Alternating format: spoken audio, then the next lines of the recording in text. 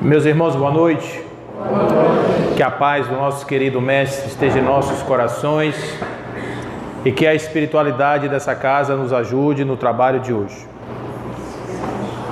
Uma das coisas mais interessantes quando a gente fala a respeito do Evangelho e que a gente fala a respeito de assuntos como esses que nós vamos falar hoje, amor e solidariedade, é entendermos que por trás das palavras existem significados, e significados são coisas muito importantes para que a gente deixe de lado e tente entender as palavras pelo sentido que foi dado a elas a partir do tempo. Porque muitas palavras, elas com certeza hoje não significam mais o que significavam na origem, quando elas foram colocadas como atributos das coisas. E uma dessas palavras é manga. Manga é uma coisa interessante, porque manga deve ter pelo menos umas 10 coisas que chamam manga, né? É fruta, é pasto, é coisa de camisa, é peça de motor de carro. Então tem um monte de coisa que chama manga. Então com certeza, originalmente, manga devia ser outra coisa e o tempo foi modificando.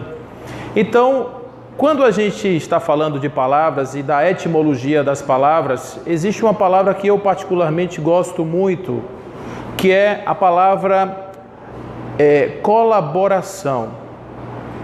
Colaborar significa trabalhar com, colabor. Labor de trabalho, com labor. Ou seja, aquele que é um colaborador é aquele que trabalha com. É assim como confiança é aquele que fia com, ou seja, aquele que senta, que desenha, que desenvolve, que acredita com. Não é? Então, da mesma forma, estamos falando aqui de colaborar, ou colaborador, ou colaboração. Mas observe que todos nós somos colaboradores de alguma forma, porque todos nós trabalhamos com alguém no objetivo, em algum objetivo, e certamente que nós temos colaborações que são mais, eu diria assim, são mais voluntariosas, são mais desejadas do que outras. Existem pessoas que trabalham, por exemplo, na sua atividade diária, mas trabalham por conta do salário exclusivamente. Eu trabalho porque você me paga. Se você não me pagar, eu não trabalho. Não tem isso? Acontece isso também? Acontece. Então, esse tipo de colaboração, ou esse tipo de colaborador, é chamado de colaborador pragmático, que ele tem um interesse. Ele trabalha por um interesse. Então, a colaboração pragmática, ela se dá quando o trabalho conjunto é feito mediante uma relação de interesse, de troca. Eu te dou algo, você me dá algo. Eu dou as minhas horas para o meu patrão e o meu patrão me devolve um salário, me devolve uma condição de trabalho. Então, isso é o que nós temos de um modo geral na sociedade, exceto quando existe a escravidão, quando existem outras modalidades de trabalho que essa relação não é bem assim. Mas eu estou dando aqui somente um exemplo. Existem outros. Quando você faz alguma coisa em nome de algum interesse seu. Por exemplo, eu vou ajudar meu vizinho a bater a laje da casa dele. Por que eu vou fazer isso? Porque semana que vem será a vez da minha casa. E eu gostaria que ele me ajudasse. Então eu vou ajudar ele para que ele me ajude. Então observe que aí existe uma solidariedade, existe uma colaboração pragmática.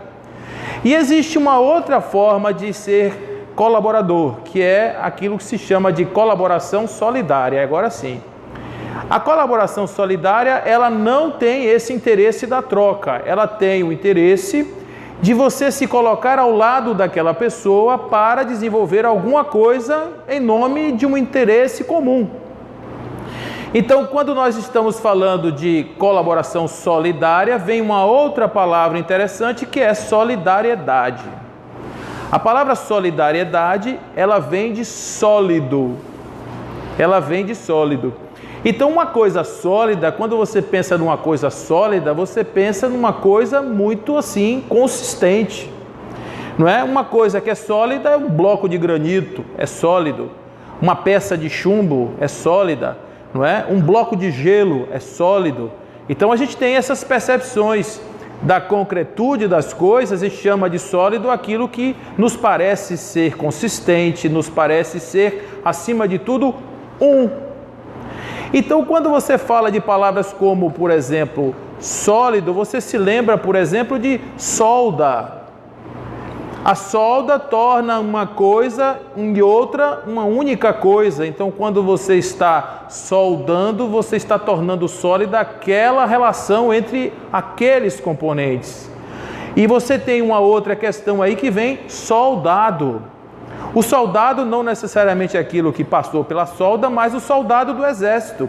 Quem é o soldado do exército? É aqueles que juntos defendem uma causa, que no caso é uma pátria. É o interesse de uma nação.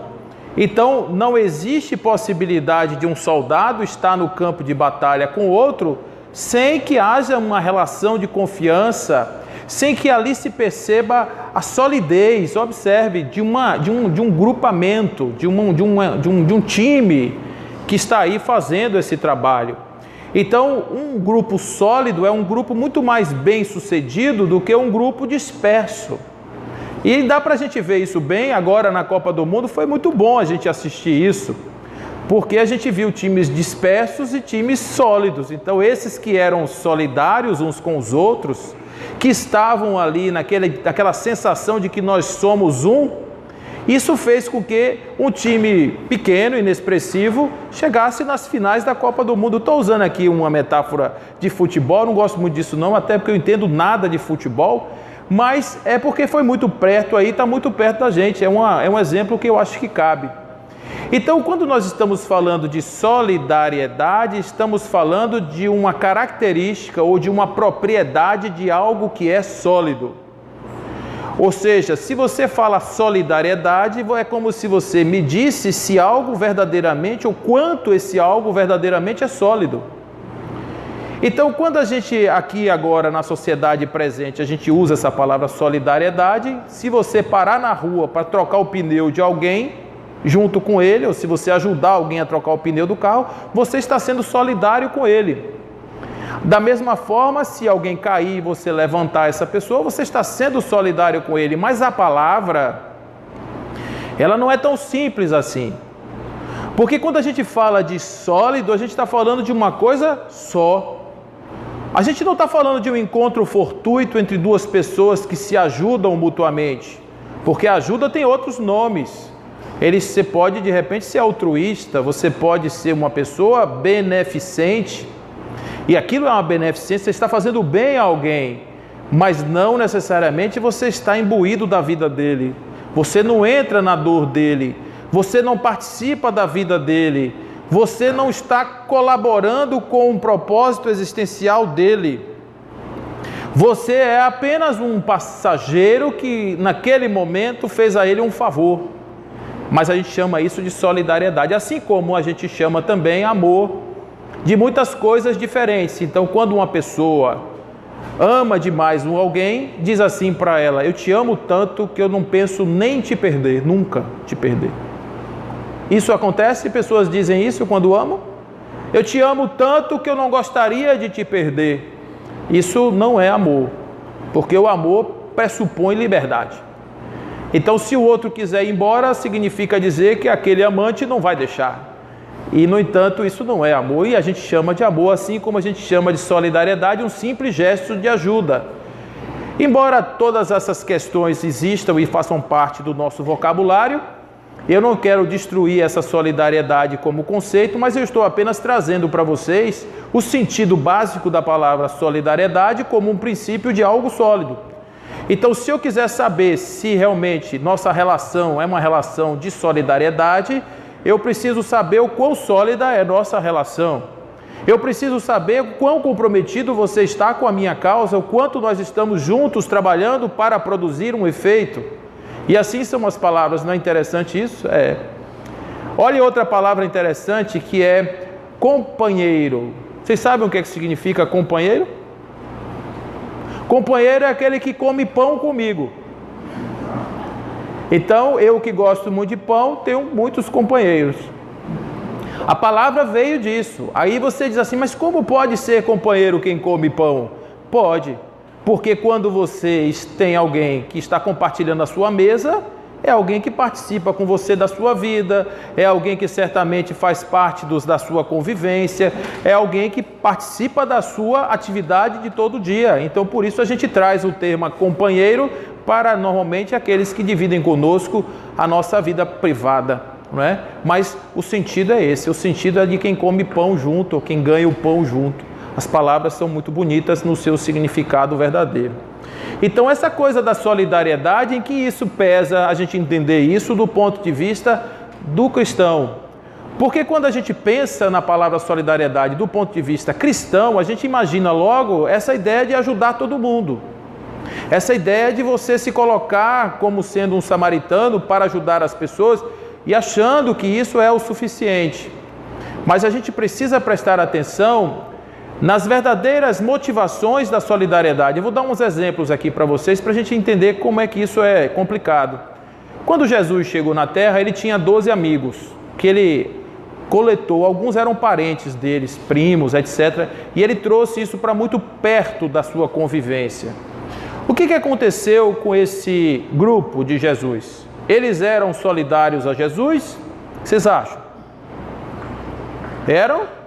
Então vamos ver o quanto eram. Vamos ver o quanto eram. Eles estavam ali compartilhando de uma causa com Jesus. Eles acompanhavam Jesus na sua jornada.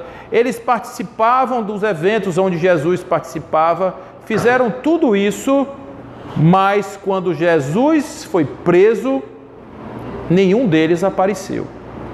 Pedro, que era aquele em cima do qual, ou por cuja fé se edificariam a igreja, Pedro o negou.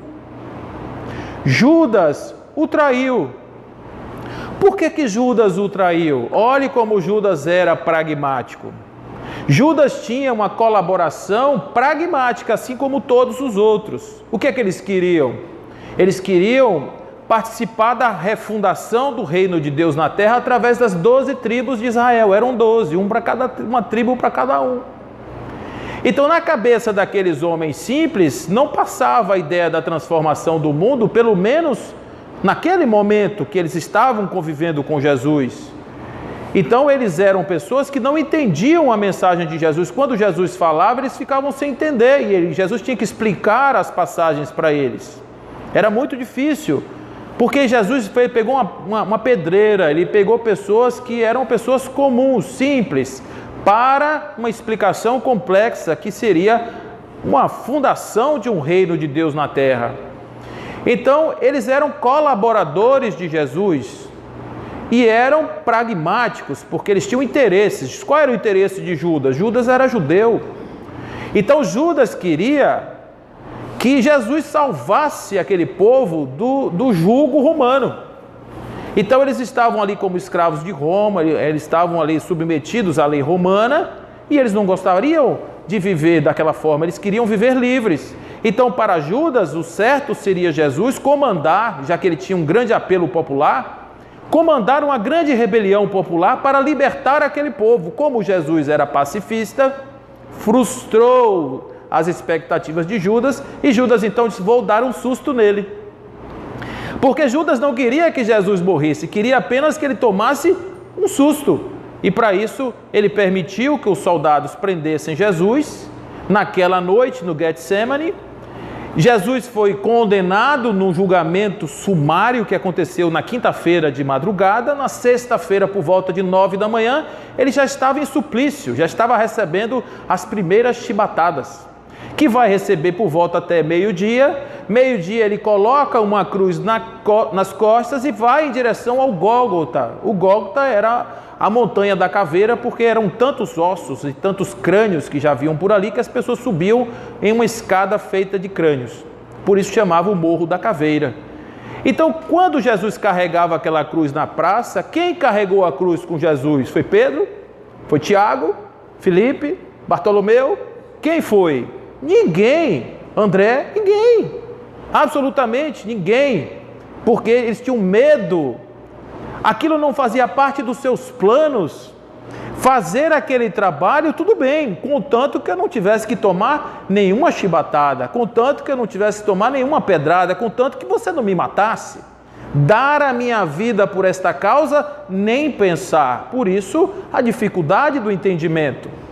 João estava lá em cima porque João era mais inocente, João era menino.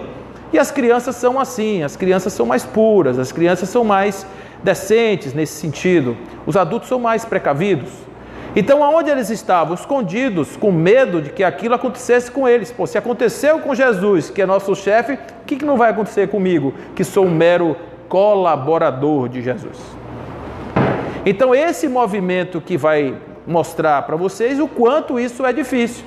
Uma causa, ou seja, no momento em que você é sólido, não existe a cruz de um, existe a cruz de todos. Eram para estar 12 carregando aquela cruz ou 12 cruzes sendo carregadas ao mesmo tempo em direção ao Gólgota para dar a sua vida em nome de uma causa que eles acreditavam. Eles eram um. Olhe como Jesus usava essa expressão de forma muito interessante. Ele dizia, eu e o Pai somos um. Olha Jesus como falava isso. Eu e o Pai somos um. As coisas que eu faço, quem vê as coisas que eu faço, acreditam que o Pai age por mim, ou seja, quem faz não sou eu, o Pai é que faz por intermédio de mim. Eu e o Pai agimos em nome de um mesmo propósito. Então, quando Humberto de Campos conta aquela história linda, que Jesus está diante de Haná, e ele faz a pergunta, o que você faz na terra, forasteiro? Ele diz, eu estou aqui para fundar o reino de Deus na terra, no coração dos homens. Então, para Jesus, a ideia era muito clara. O que faltava a ele? Solidários, companheiros, que não só repartissem o pão no sentido da fome, mas que repartissem um projeto verdadeiro de construção. Não é? Esse projeto só entra na vida dos apóstolos em Pentecostes. É claro isso do ponto de vista evangélico, que é o momento em que eles assumem o risco de comprar aquela briga. Uma pessoa que foi muito mais solidária do que aqueles primeiros adeptos de Jesus foi Paulo de Tarso, o de verdade. Paulo de Tarso, ele não conheceu Jesus, ele não conviveu com Jesus, mas ele encampou o projeto de Jesus e se tornou solidário a ele.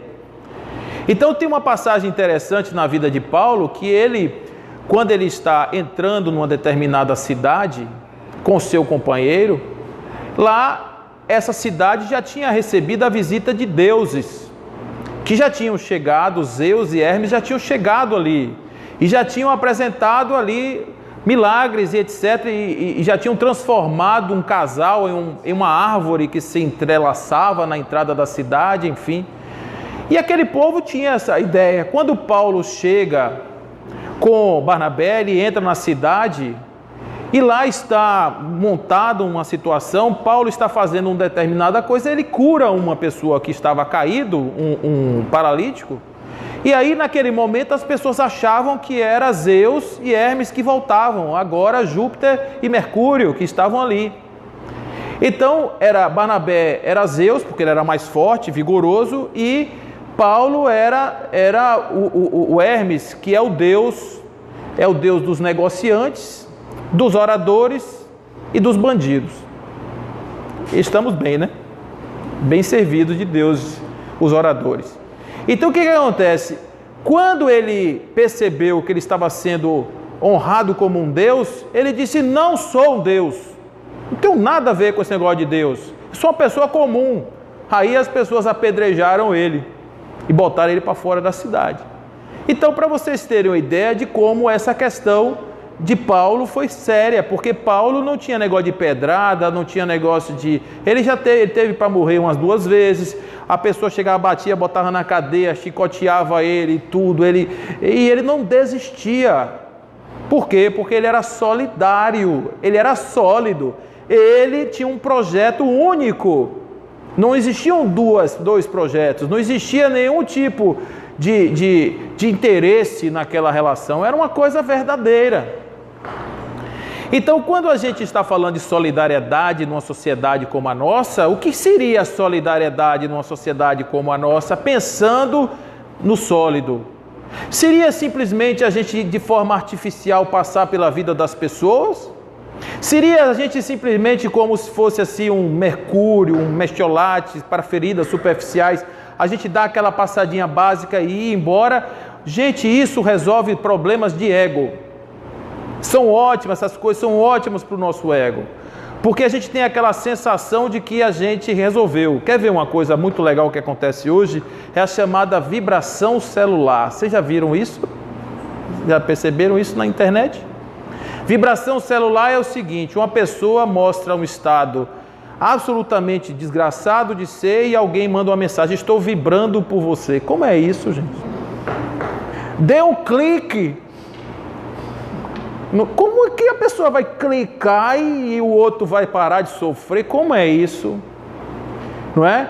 Então, esses ativistas de rede social estão deitados numa cama, normalmente com travesseiros nas costas, o celular aqui na frente, o dedinho assim, ágil o dedinho, dando cliques, likes e para frente e para trás em mensagens de pessoas que estão pedindo ajuda. Às vezes são amigos. Então, quando alguém diz assim, estou vibrando por você, eu fico pensando como é que essa pessoa está naquele momento, está se tremendo, se batendo, porque nem uma oração faz. Sincera e honestamente, na grande maioria das vezes, qual é o sentido daquela mensagem? Para você não dizer que eu não fiz nada, te mandei uma mensagem, está aqui. O ego acha que isso é suficiente. Mas quando você está no chão, quando você está na pior, quando você está se sentindo a última pessoa da face da terra, a primeira coisa que você quer ouvir é a voz de alguém amiga, para chegar do seu lado e dizer: eu estou aqui com você para o que der e vier. Estamos juntos. Na época da Revolução Francesa, Alexandre Dumas vai criar uma frase que ficou muito conhecida, que é: um por todos, todos por um. Quando nós estamos comprometidos, quando nós estamos solidários, nós somos um. Quando nós estamos nos nossos interesses, quando nós estamos nos nossos pragmatismos, nós somos muitos, nós somos um bando, e se der certo deu, e se não der certo a culpa foi do outro. Isso me preocupa um pouco hoje no Brasil, porque hoje nós somos muito mais um bando do que um grupo organizado. Nós somos muito mais feitos de dissensões, de discussões, nós somos feitos muito mais de brigas, de descontentamentos, do que de projetos reais e concretos de um país maravilhoso que nós recebemos para cuidar enquanto espíritos. A nossa sensação de solidariedade está esvaziada no ego, está esvaziada nas pequenezas das nossas ações. Então, quando a gente fala dessa palavra, é uma palavra muito séria, porque é uma palavra que nos remete ao verdadeiro sentido da caridade no seu aspecto mais amplo, mais profundo, que é você se colocar na vida do outro, é você ir ao encontro do outro, é você não simplesmente estender uma mão, mas você olhar nos olhos, é você tocar aquela pessoa na alma, para que ela se sinta valorizada, para que se sinta reconhecida, para que ela se sinta apoiada, levantada, e só quem já esteve nessa situação sabe o que eu estou falando. Porque é a coisa mais desestruturante que existe, é você ter centenas de pessoas ao redor, e isso acontece muito de ordinário quando você tem uma boa circunstância financeira, quando você é promotor de festas, quando você é promotor, distribuidor de alegrias, de presentes e acepipes e etc., você é muito valorizado do ponto de vista do ecossistema social. Mas quando este mesmo provedor ele cai em desgraça, todos saem, se afastam. Aqueles que são os mais próximos, de repente eles começam a escassear os contatos, e quando você pensa que não, você está absolutamente sozinho. Isso tem uma vantagem, é uma peneira que você realmente sabe quem é que está com você e quem não está. Mas por outro lado é muito dolorido você se sentir na responsabilidade de botar suas mãozinhas no chão, se levantar, bater assim a mão na roupa e continuar a sua jornada, agora sem tantas ilusões, agora sem tantos delírios de que você é isso, você é aquilo, vai destruindo sonhos e você vai então caindo na real. Mas esse primeiro momento, se a pessoa não for forte, não for resiliente, a pessoa não consegue, gente. Então, o bullying que é feito hoje em escolas, o bullying é uma tentativa de destruição do outro. É uma tentativa de você entrar na vida do outro e fazer uma destruição. Existem bullying de crianças, existem bullying de adultos. Nós hoje estamos brincando nas redes sociais de fazer bullying de adulto. O que é que a gente ganha com isso? Eu não faço a menor ideia, mas que a gente perde um bocado, perde, certamente, oportunidades verdadeiras de nós construirmos uma unidade e fazermos desse nosso viver um viver muito mais produtivo. Que sociedade de transformação é essa que nós não somos capazes de nos juntarmos uns aos outros para poder produzir um sonho, um projeto de sociedade de vida? Nós temos que impor o nosso método, a nossa maneira, como se ela fosse a mais perfeita, como se ela fosse a mais absoluta. É bem difícil. Então aí vem uma segunda palavra que se casa com a solidariedade, que é justamente o amor. Porque a solidariedade, essa solidariedade do sólido, ela não se constrói com a razão. A razão não faz isso porque a razão ela começa a ponderar, não, eu vou morrer, eu vou apanhar, vai ser difícil, eu vou sofrer. A razão faz isso. Mas o amor, esse amor verdadeiro, esse amor que nos empurra uns para os outros, esse amor, ele faz com que nós estejamos verdadeiramente unidos em qualquer circunstância. Eu estava fazendo uma palestra essa semana sobre Manuel Filomeno de Miranda. E tem um fato bem pequeno, mas é interessante da personalidade dele, só para vocês saberem. Ele trabalhava numa empresa, ele trabalhava desde 11 anos de idade, naquele tempo podia.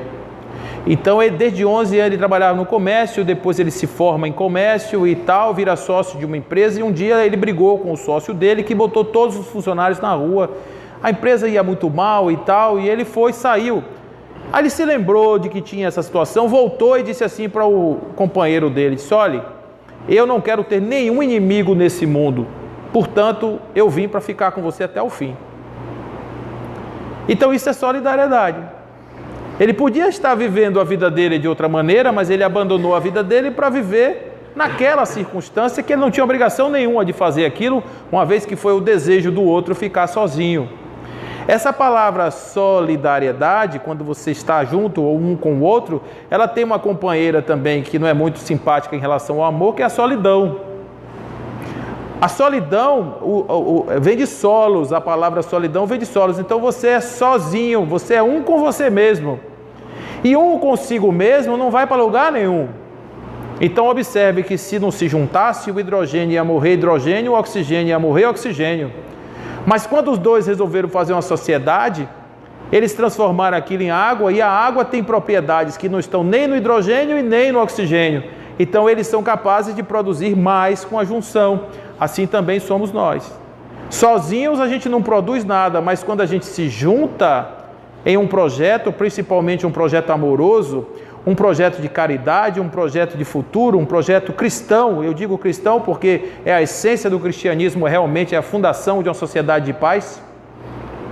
Aí a gente constrói coisas, valores que não estão em nenhum de nós isoladamente, mas que no conjunto eles vão aparecer, os valores da sociedade de transição que a gente tanto deseja, que a gente tanto fala.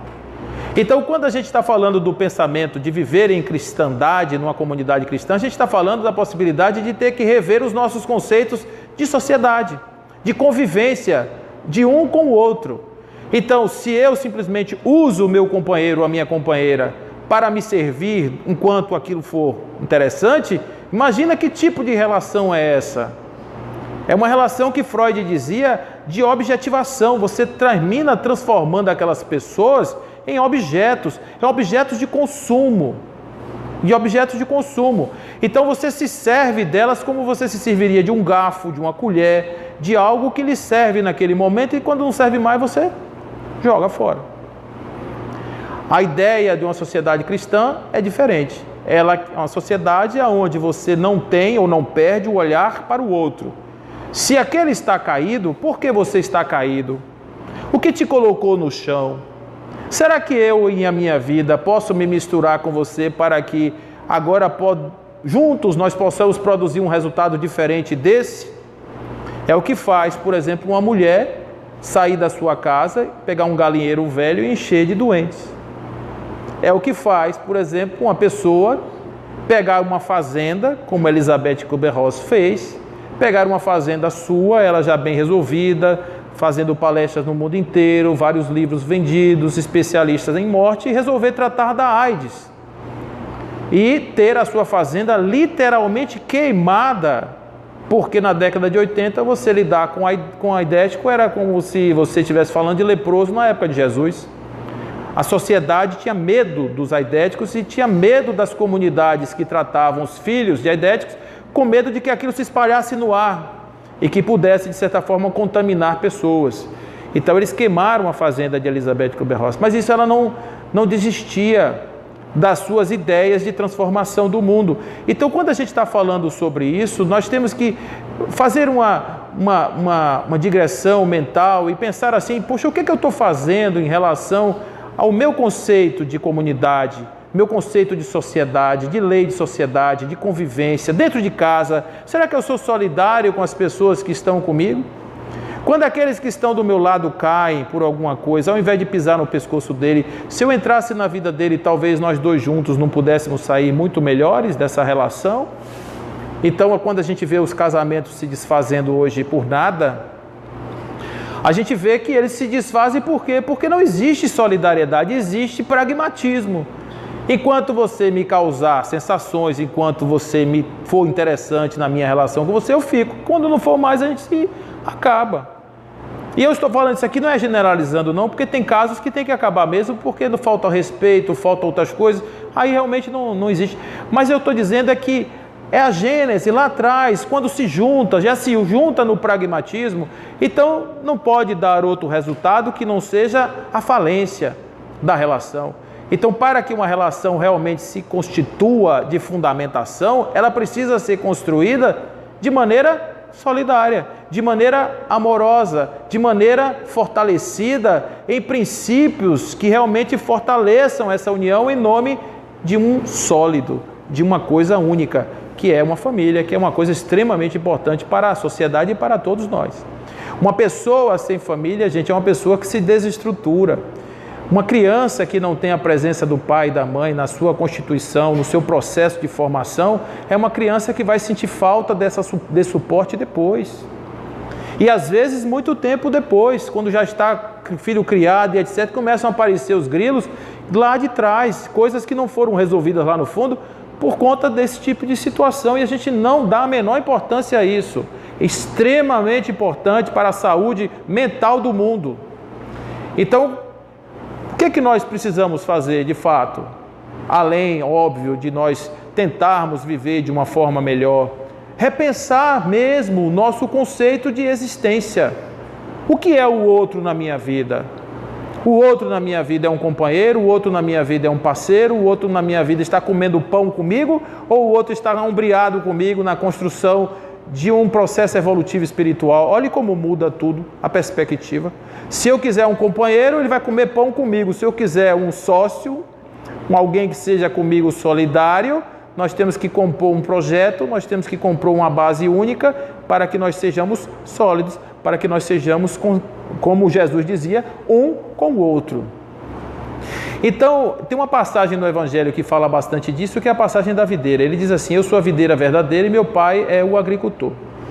Toda aquela árvore que em mim não dá fruto, meu pai arranca. E toda aquela que em mim dá fruto, meu pai poda para que dê mais frutos.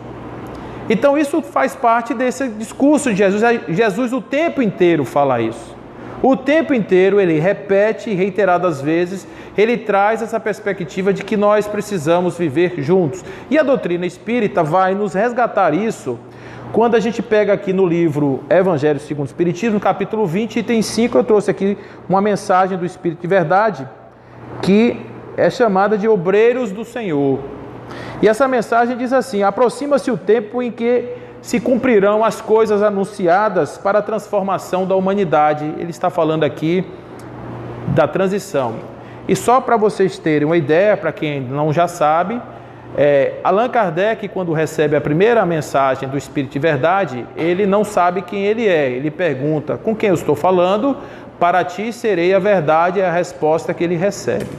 Então ele fica sem saber quem é esse Espírito de Verdade. Um belo dia, essa mensagem aparece uma mensagem na Revista Espírita, e essa mensagem veio através de uma médium muito importante, muito séria, e quem assina a mensagem é Jesus Cristo. Então Kardec se dá o trabalho de fazer um comentário na Revista Espírita sobre essa psicografia especificamente, e ele diz assim, que quando você recebe uma mensagem assinada por um espírito dessa magnitude, tem que se filtrar tudo. Porque você já pensou se cada médium trouxesse uma mensagem de Jesus, está tocando o telefone aqui, o vermelho do Batman é Jesus, eu quero falar com a Terra, e mandasse mensagem, todo médium pudesse dar uma mensagem de Jesus, seria uma coisa meio confusa, no mínimo estranha. Mas, nesse caso especificamente, ele diz assim: nós temos todo o cuidado do mundo de analisar o conteúdo dessas mensagens. E mais do que isso, a seriedade desta médium me permite crer que esta, de fato, seja com toda a possibilidade de ser uma mensagem verdadeira. Então, aparece essa mensagem na Revista Espírita com todos esses F's e R's de Allan Kardec. Quando o Evangelho segundo o Espiritismo é publicado, essa mesma mensagem aparece, só que agora com o título de Espírito de Verdade. Então, para bom entendedor, o Espírito de Verdade, para Kardec, para a doutrina espírita, estamos falando de Jesus Cristo. Isso é um processo do entendimento dessas mensagens do Espírito de Verdade. Então, nesse caso aqui, ele diz isso: aproxima-se o tempo que essas coisas vão acontecer. Ditosos serão os que houverem trabalhado no campo do Senhor com desinteresse e sem outro móvel, ou sem outra vontade, senão a caridade. Seus dias de trabalho serão pagos pelo cêntuplo do que tiverem esperado. Ditosos os que hajam dito aos seus irmãos: trabalharemos juntos e unamos os nossos esforços a fim de que o Senhor, ao chegar, encontre a obra acabada. Porquanto o Senhor lhes dirá: vinde a mim, vós que sois bons servidores, vós que soubestes impor silêncio aos vossos ciúmes e às vossas discórdias, a fim de que daí não viesse dano para a obra. Mas ai daqueles, por efeito das suas dissensões, houverem retardado a hora da colheita, pois a tempestade virá, e eles serão levados no turbilhão. Literalmente isso está na Gênese, são chegados os tempos, quem quiser dar uma olhada lá vai ver o que ele está falando a respeito disso. Está falando especificamente do momento em que a Terra muda a sua psicosfera e alguns espíritos que estão aqui, que não querem fazer o seu processo de melhoria, não mais reencarnarão na Terra. Clamarão graça, graça, o Senhor, porém, lhes dirá: como vocês imploram graça, se vocês não tiveram piedade dos vossos irmãos e negaram a eles estender as mãos, esmagaram o fraco em vez de ampará-los. Como suplicais graça, vós que buscastes a vossa recompensa nos gozos da terra e na satisfação do vosso orgulho. Nada mais vos cabe pedir. As recompensas celestes são para aqueles que não tenham buscado a recompensa na terra. De outra forma, dito pelo Espírito de Verdade, se nós trabalharmos para a terra, ficaremos na terra. Como é ficar na terra? É ficar preso na terra, como a grande maioria dos espíritos que desencarnam hoje, infelizmente. Ao invés de irem para colônias espirituais, ficam junto, distantes de carros, de livros, de pessoas, de problemas, de cenas, de lugares que marcaram, de bares, de lupanares, de esquinas, de guetos, de lugares realmente onde eles podem dar continuidade e vazão às suas necessidades da terra. Aqueles que aspiram pelos ideais superiores, eles certamente que irão para lugares aonde a sua consciência os posicionará. Não tem nada de castigo, nem nada de salvação. É apenas uma questão de ciência. Aonde você colocar o seu tesouro, assim e lá estará o seu coração. Então, de uma forma outra, a escolha por viver nesse mundo de maneira solidária e caridosa, amorosa, é nossa. Sem amor, a gente não consegue ser solidário de verdade, porque a gente vai ter interesse. O amor é o desinteresse, é a liberdade. Por amor, eu quero te ajudar. Quem é você? Não me interessa. A minha natureza é te ajudar porque eu te amo, como amo a todas as pessoas da face da terra. Porque essa é a minha natureza. Foi assim que eu fui feito de amor, para amar. É como Leon Denis diz, os seres humanos vieram à Terra para amar e serem amados. Nós viemos para construir aqui um mundo de amor. Nós viemos para construir aqui um reino de paz. Nós somos os verdadeiros trabalhadores e os discípulos de Jesus para implantar na terra não 12 reinos de Israel, tribos, mas um único reino divino de tranquilidade e amor nos nossos corações.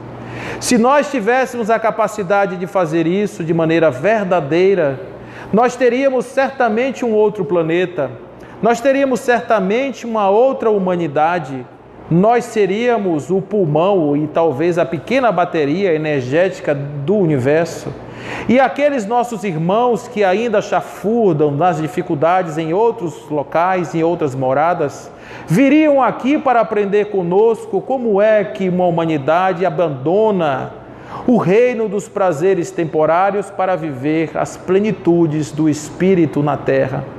Fazer com que esse planeta verdadeiramente se transforme em uma zona não de recondicionamento de corpos falidos, de espíritos combalidos, mas sim que nós possamos nos encontrar nesta terra linda e maravilhosa, cheia de coisas e de perfeições, para podermos, junto com a beleza e a justiça que Deus nos impõe todos os dias na sua criação, para que nós sejamos com Ele co-criadores de boas ideias, de bons pensamentos, de uma verdade só que nos una em nome deste ideal de uma humanidade fraterna e feliz. Abandonar as dissensões, abandonar as diferenças, abandonar as coisas que nos afastam uns dos outros, abandonar as nossas querelas pessoais para vivermos no mundo da paz, abandonarmos os sentimentos negativos que nos atraem à terra, para podermos focar na nossa única verdade, que é a verdade espiritual, para que no dia que chegar a nossa hora em que assim nós tivermos que partir, sejamos esses trabalhadores convencidos do dever cumprido, para que a nossa viagem seja feliz. E aqueles que vierem depois de nós possam beber da fonte infinita do amor semeado pelas nossas ações, e quem sabe nesse pomar bendito de amor, eles possam também se converter, se transformar em pontos de luz para iluminar todo o universo, em nome do nosso grande Pai, em nome de Deus. Sejamos esses trabalhadores de Deus com solidariedade e muito amor. Fiquem com Deus, que assim seja.